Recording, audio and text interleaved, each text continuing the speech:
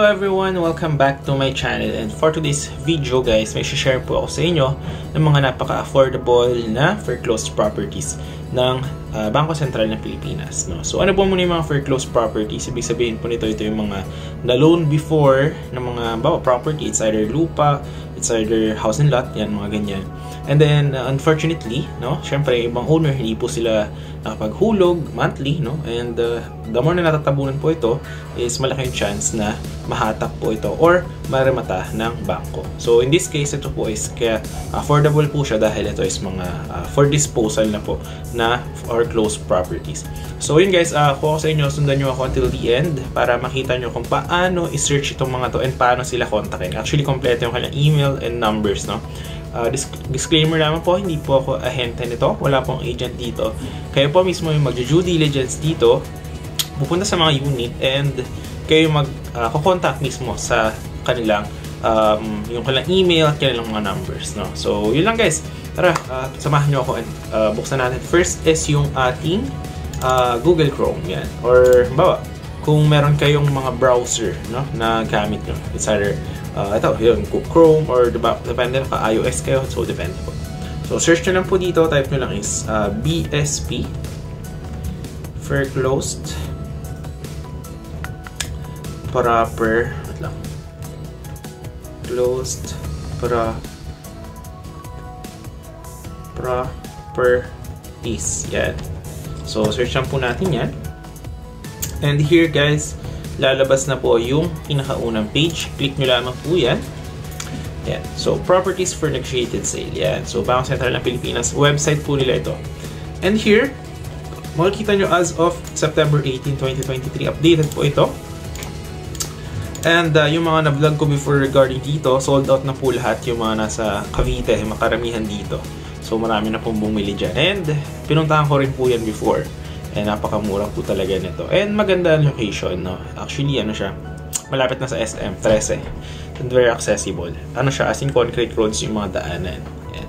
So, yan. Dito guys, makikita nyo sa may classification. Pwede nyo dito search kung anong region or kung anong province. Yan. Tapos, yan, may municipality, ganyan.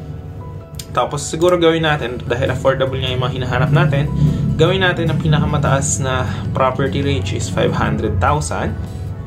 Ayan. Then, yung pinakamura is lagyan natin 50,000. Ayan, 50,000. Okay? So, click nyo na po yung search. Ayan. So, makikita nyo dito. Ayan. Lalabas na po yung kanya. Ayan. Yung may TCT number. Ayan. Makikita nyo dito. Ayan.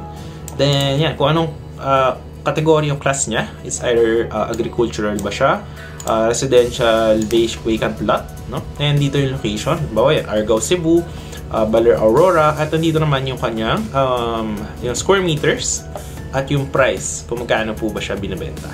Alright? So, yan, makikita nyo dito guys, meron tayo yan sa Cebu, yan o, 1,500 square meter, 390,000 pesos, no? Meron din po dito sa Bacolod, yan, 248 square meters, malaki din po yan, 500,000 pesos. Residential vacant lot. Ito sa Aurora guys, oh, mga sa Baler, yung mga probinsya vibes. 300,000, that's for 200 square meters na po yan. Actually, affordable po yan dahil for closed properties na po ito. Yan.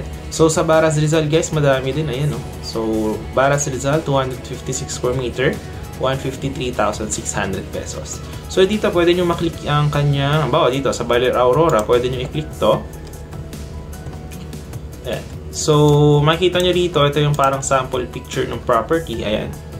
Ayan, the subject property. So, along road siya, barangay road. So, yan. 313,000. Location, Lot 2, Block 3, Barangay Suklayin, Municipality of Baler, Baler, Aurora. Ayan. Ito yung kanyang TCT number. Ayan. Tapos, ayan. Ito yung for more details, please contact Asset Management Department. Yan. So, yung kanilang email, acquiretheassets@bsp.gov.ph, at ito yung kanilang mga numbers. Yan. Pwede nyo po tawagan yan. Alright? As for inquiries naman, pwede rin kayo rito mag-iwan para ma-message nila kayo yung name nyo, email, ad, contact number, and yung message nyo doon po sa BSP. At ito yung kanilang email. Yan. Pwede nyo sila email and sasagot po sila. No? Sasagot po yan sila. Mas marami rin yan dito guys. Pag kinlik nyo dito, napakarami yan. Yan sa Rizal. Meron din dito mga Bulacan, no? Marami dito guys. Click natin yung sa mga Bulacan. Search nyo lang ulit dito, balik kayo. Region. May mga naghahanap dito yung mga Bulacan nagko-comment. Actually meron dito. Ayan, tignan natin. Ayan, nasa Pandi, Bulacan guys. 37 square meter residential vacant lot. That's for only 92,500 pesos lang. No? Sa Pandi, Bulacan. Ayan. Tapos, actually marami to guys. Ayan, no? So, yan. Lot 24, Block 26, Willow Bend 1, Barangay Pinagkuartelan, Pandi, Bulacan. Ayan.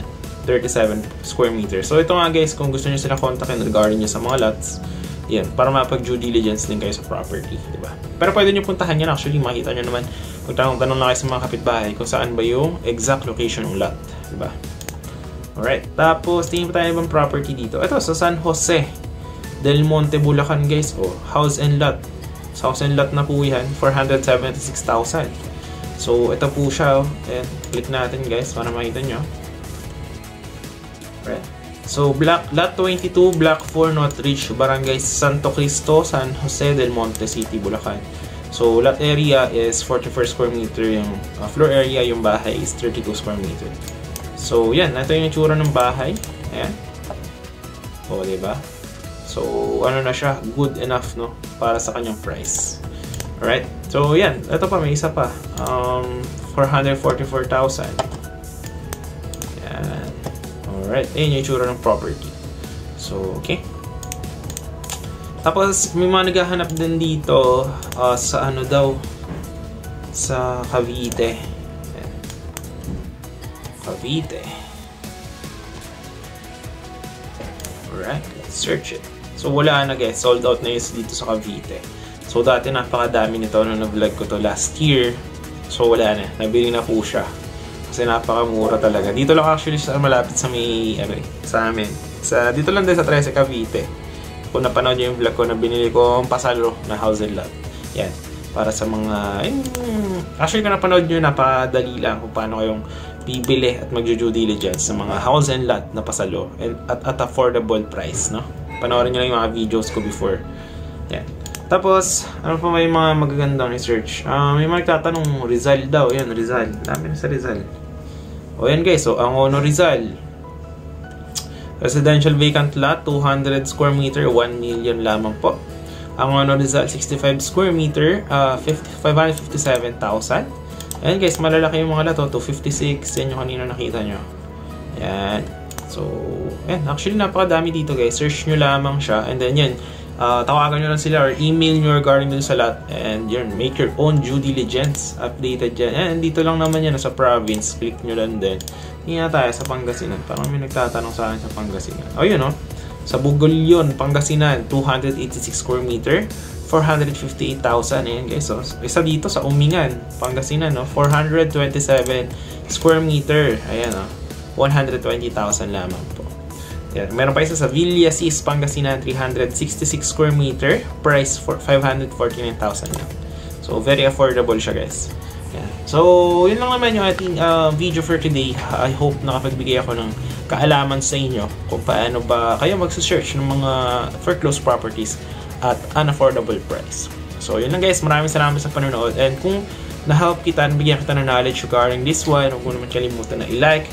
At syempre, i-click mo yung subscribe button and notification bell sa ating channel para updated ka to our next upcoming video. So yun lang guys, maraming salamat po sa panonood. God bless po sa ating lahat. And see you on my next vlogs.